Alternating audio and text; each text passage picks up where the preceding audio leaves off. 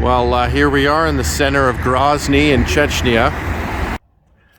So here's what $35 a night gets you in the Russian provinces of Chechnya, in the capital city Grozny. So you get 2 beds, a little nightstand, air conditioning, wardrobe, a fridge,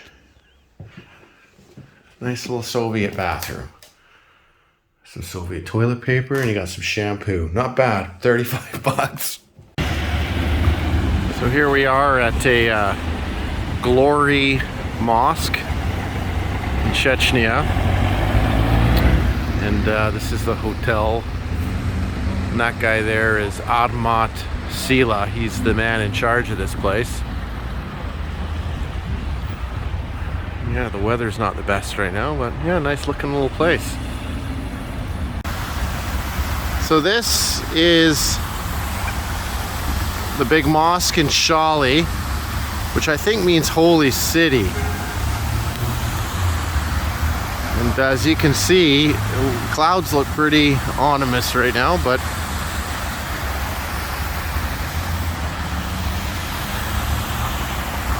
anyways, it's crazy. There's like no one here, this massive mosque.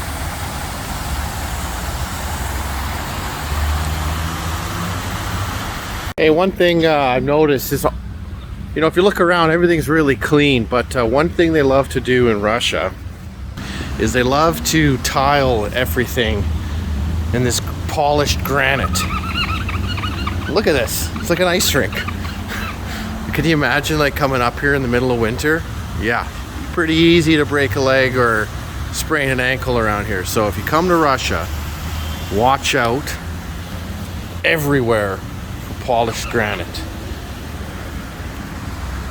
but it's just sparkling clean though. Looks good, but it can break your leg.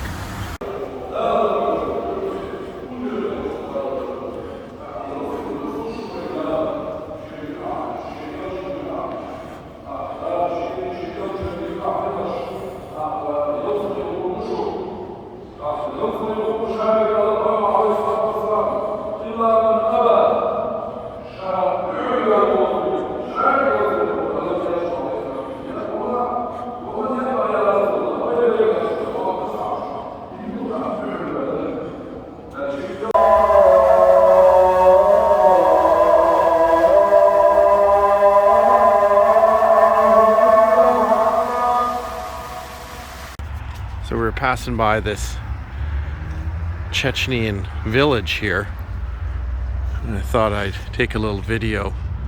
It's crazy. It's like they got electricity and everything here, but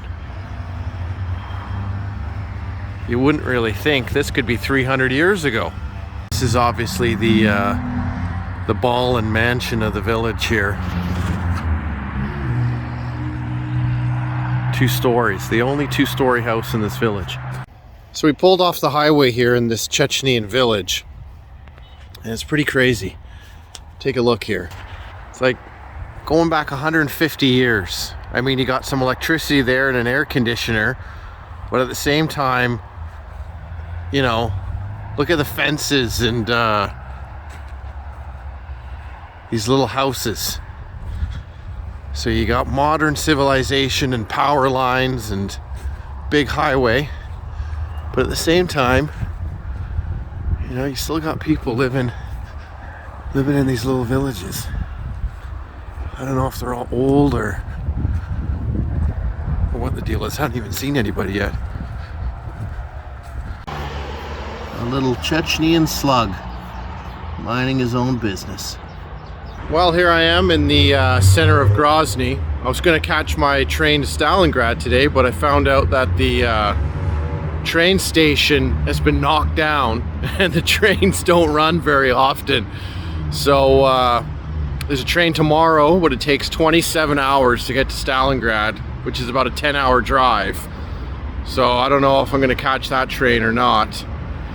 So yeah, another little travel tip: do some research, make sure train stations exist before you go to them, and yeah, do a little bit of research before you go someplace. It usually helps.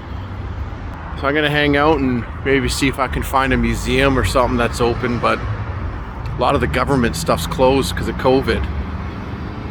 But another little random Chechenian fact for you. I mean, I know this is the city center, but overall they keep it pretty clean. I know we're from Vancouver, but by Russian standards, there's a hell of a lot of garbage cans here, and you're pretty hard pressed to even find a cigarette butt or anything. Certainly there's no empty beer cans. Yeah, they certainly keep it clean here. So just a little bit of history here. I mean, obviously after the both the Chechenian wars, you know, large areas were destroyed. So Russia continues to give Chechnya a lot of money. They're rebuilding all the cities.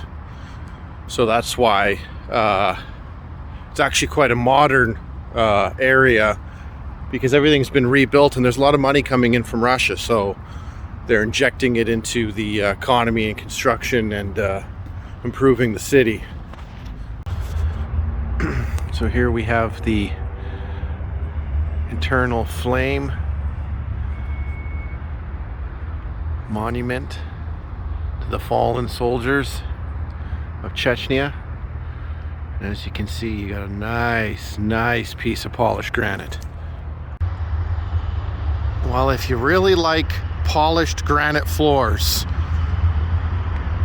this is the place to be. I've already seen 4 floor polishers today, and I'm just getting started. Just going through the mountains here. Nice little gorge. And looks like there's some fortifications up in the cliffs.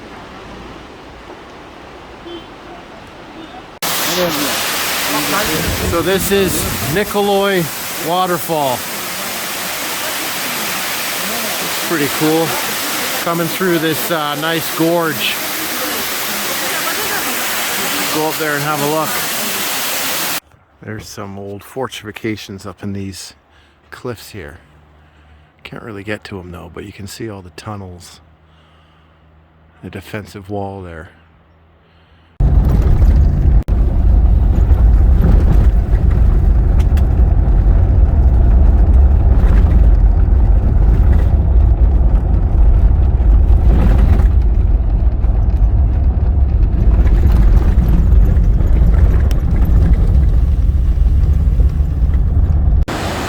So these 2 towers were a custom checkpoint on the Silk Road. So if you were bringing goods through this gorge, you would have to stop there and pay the guys so you could continue on the road.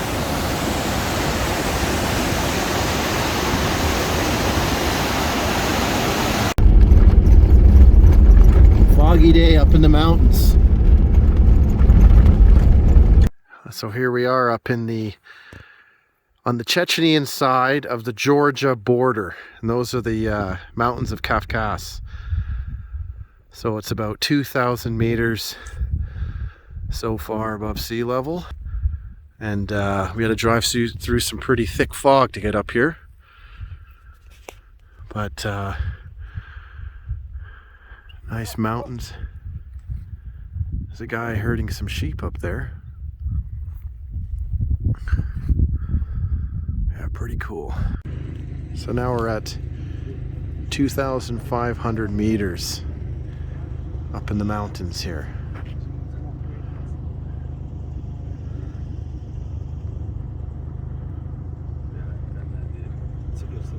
Really cool terrain. It kind of reminds me of Wales or Northern England or something. Too much snow. And you can't go through.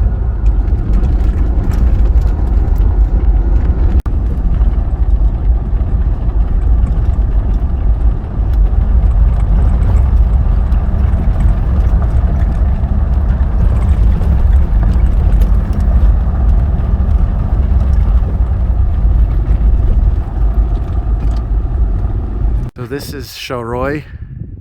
It was a mountain Chechnyan village where they would stop to rest and continue on their journey. And it was completely bombed and destroyed during the war, and they've rebuilt it.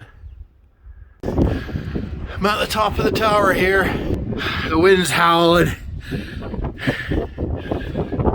don't know. Barely see anything out of here. Yeah, I'm sure it's pretty impressive if you get in high bloom in the middle of summer.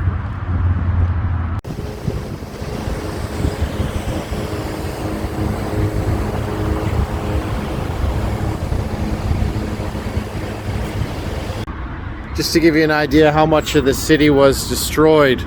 Well, it's completely been rebuilt, but I mean, that's what this place used to look like. And now you have this, you know, big flower garden in its place. I think 90% or 80% of the city ended up looking like this in 1995. Okay, so let's show you what the $100 room looks like. I spent a bit of money today. So, closet, 2 closets actually. Shower, sink, toilets behind the door. Flat screen TV, couch, table, 2 nightstands, desk, bed, even some artwork, and a nice little suburb view. So, I mean, this is out in the suburbs a little bit, but this is $100 a night. So 3 times the price of the other one. Is it 3 times the value? Let's have a big, huge pool, steam room, sauna, gym, restaurants, all you can eat buffet for $10 equivalent. So just out for a little morning walk, and all the locals are out having their morning breakfast.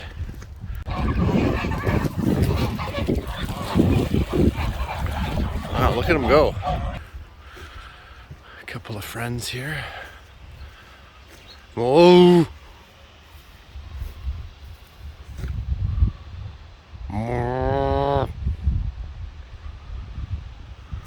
Doesn't say much. That's okay.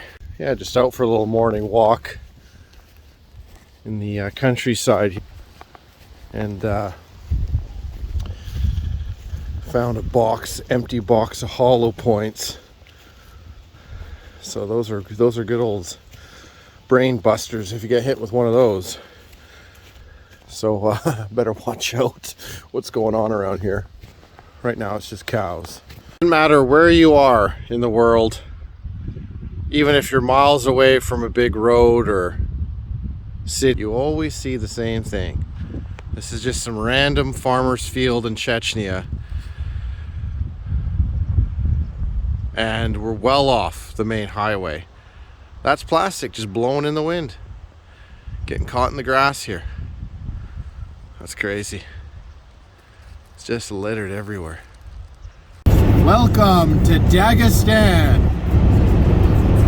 Woohoo!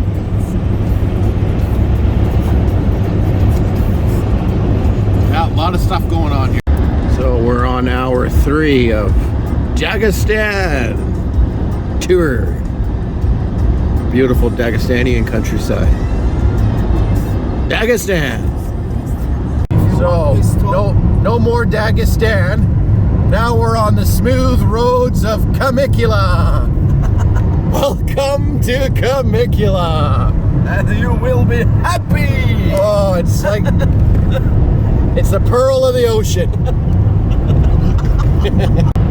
You want to buy some sand front property in beautiful Kalmykia? Only 2,000 miles of sand and the cheapest land around. So, believe it or not, this is one of the few places in the world where you can get land for free if you're willing to develop it. I didn't think it, but this is one of the Buddhist republics of Russia, or even Buddhist areas of Europe, really. Kalmykia, or is it Kalmykia? Kalmykia, the land of the free, and also free land too. But yeah, religion here is Buddhist. Of the Kalmykian landscape, not only is its natural beauty, but it's a very clean and well taken care of place. As you can see by these public facilities here located at the side of the road.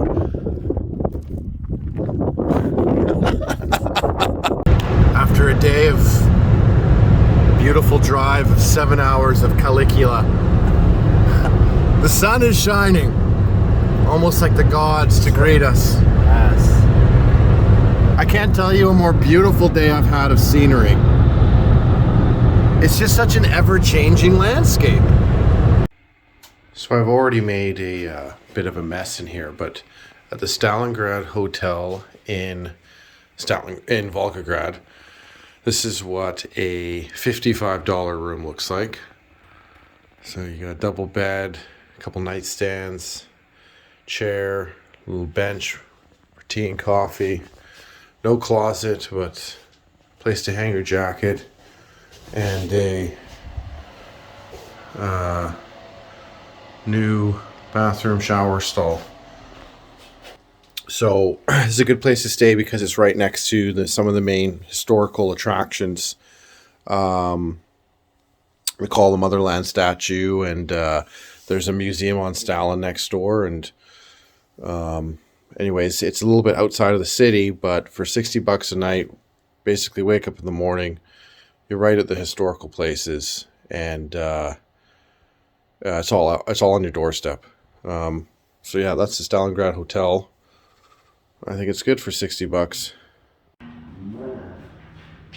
I don't know about you, but when you wake up in the morning and your hotel has a picture of Stalin, it's just a beautiful thing. Like, you wake up in the morning and you see a picture of Uncle Joe sitting above you. I just love it. Good morning. Here we are in Stalingrad. Now behind me is the statue of the Motherland Calls. Now, Stalingrad in general, between 1.2 to 1.5 million people died defending the city. And in here, within the hills, they say at least 100,000 soldiers were fighting over this position. The Germans were here and they were shelling Stalingrad and shelling the embankment over here in the river where the soldiers would come across. At the end of the war, they took all the bodies, all the shells, everything, and buried it in this big mound and built a statue. This was fought over by nonetheless 100,000 soldiers to defend and have the ability to be able to see the whole city. This right here is sacred ground because within right here we have thousands and thousands of men that fought for this position. And behind us over there is the eternal flame for the soldiers of Russia, the Russian army, defending these positions.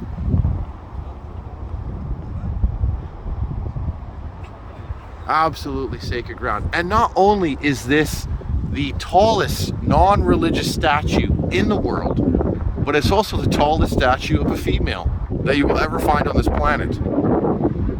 Built after the war to commemorate the losses. I can't think of a better day to spend the birthday than here, man. Absolutely fantastic.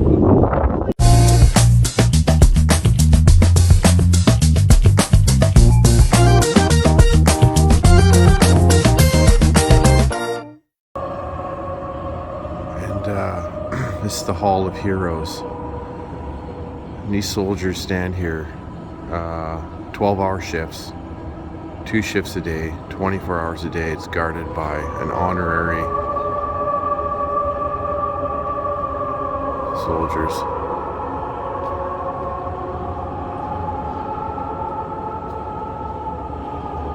The Hall of Heroes of Stalingrad. Magical place. Like a temple, like a shrine. So here we are on the river embankment, Volgagrad, Stalingrad as I like to call it. Can you imagine? Back in 1942 there'd be soldiers coming on barges and ships across the river. getting shelled, getting bombed, getting shot to pieces. All this ridge behind me. That ridge where the Motherland Call statue is.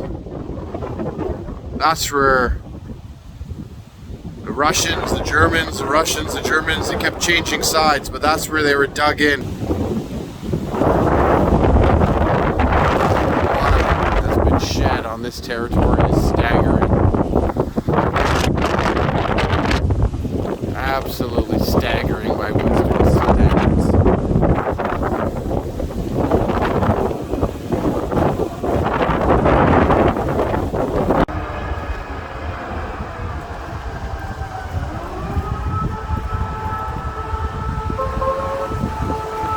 The stairs.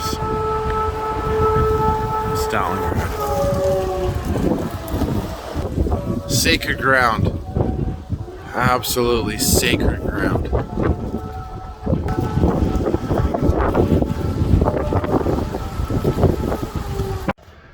All right, so here is what $40 Canadian gets you a night in Stalingrad. Let's have a look. Okay, bathroom.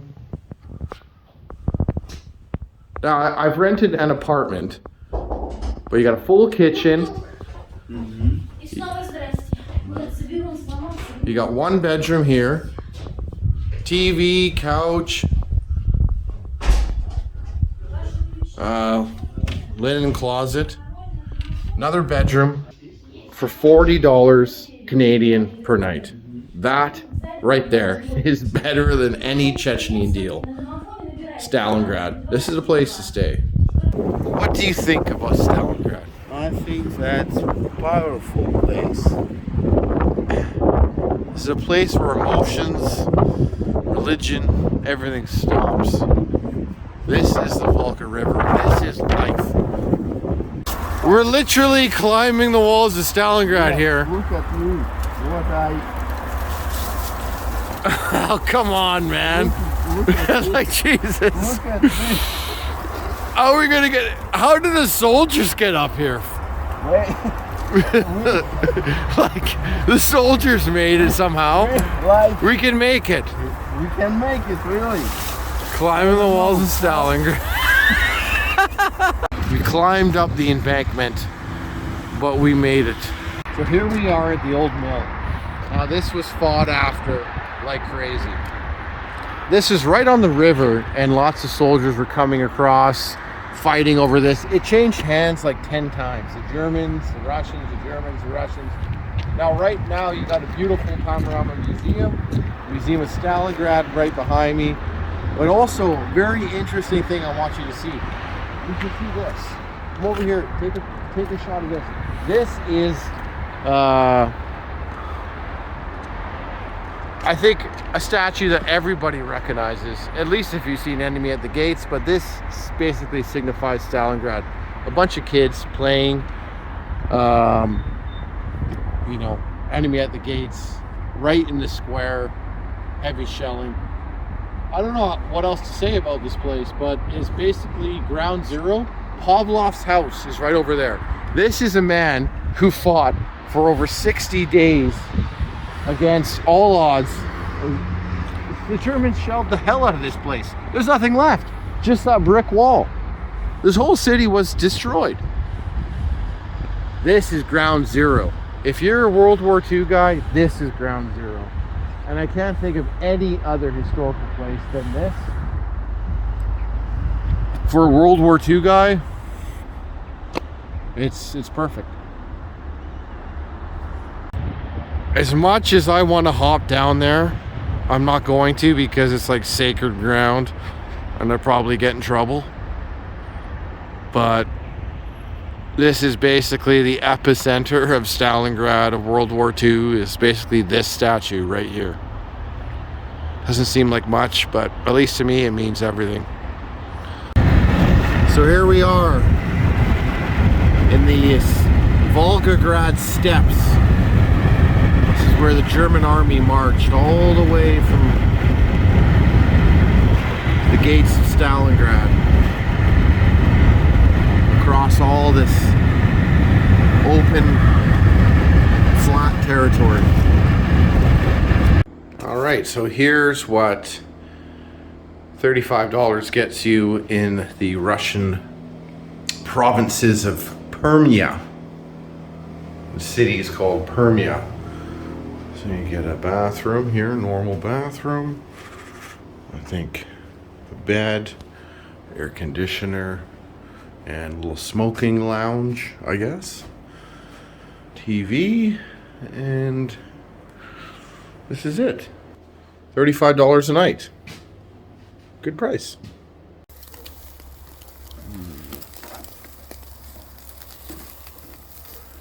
It's the So here we are. We've left Chechnya and the barren landscapes of Kalmykia, made our way through Stalingrad along the road to Moscow. And now we're standing at the Red Army Museum and World War II Memorial. So up there is the museum under that dome. Where that big spike is where the internal flame is to all the soldiers. And then around this large square is the Church of the Heroes and all these different statues lining this. Obviously this is done up really good on World War II anniversary. And in the distance there you got Moscow City. That's where all the new high-rises and business center is. And then over here is you have the monument to Napoleon when Napoleon invaded Russia and lost. And right behind that is the Napoleon Museum. So it's a beautiful day, and we're going to take a walk up to the museum here and take a look and continue the journey. All right, so we're here at the Red Army Museum and Victory Park statue.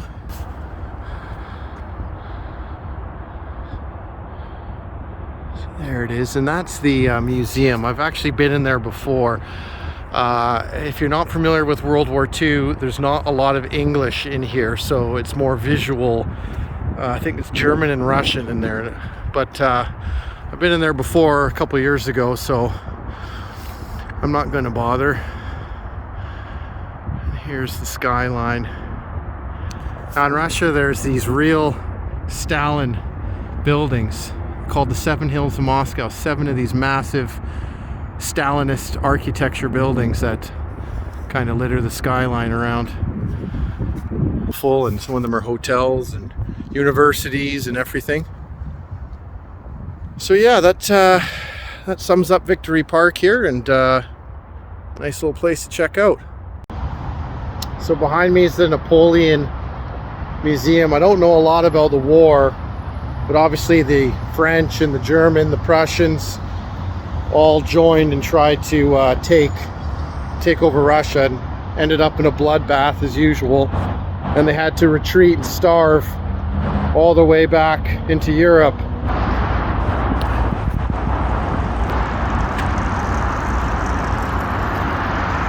That's the museum.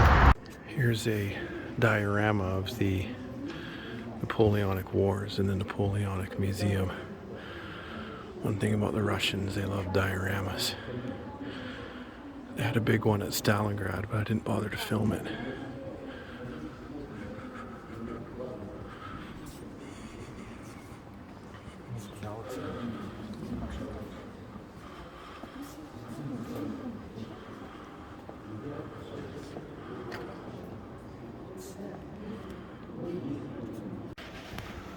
When Napoleon was coming into Moscow, the Russians set the whole city on fire and let all the criminals out of the jails.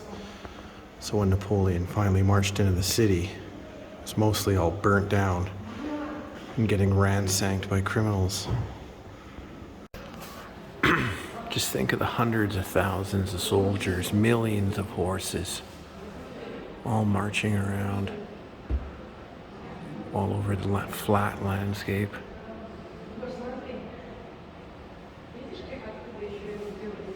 Taking town by town.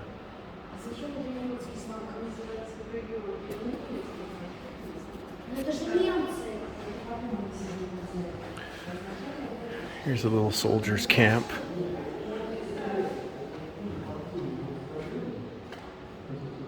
making some porridge. I heard in the winter during the Great Retreat they couldn't get any firewood. So they had to sleep without fires. So I just got on the train to St. Petersburg. This is what, $180, 11 hours of travel from Moscow to St. Petersburg. Got two nice beds. USB charging ports. Snacks. Mirror. TV even. Holy, you got a TV in this thing. Coat hooks. Wow. Excited? Very excited. Let's see what the bathroom looks like. You got a water dispenser here.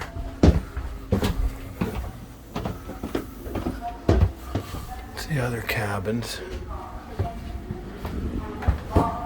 Is this the toilet in here?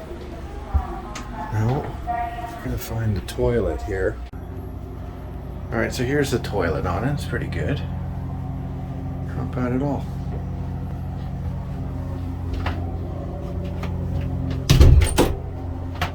Fuck, it's even a shower.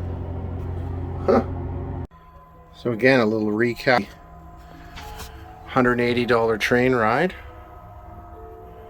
Couple TVs. This turns into one large bed. You got some snacks. And the total ride is 11 hours to St. Petersburg.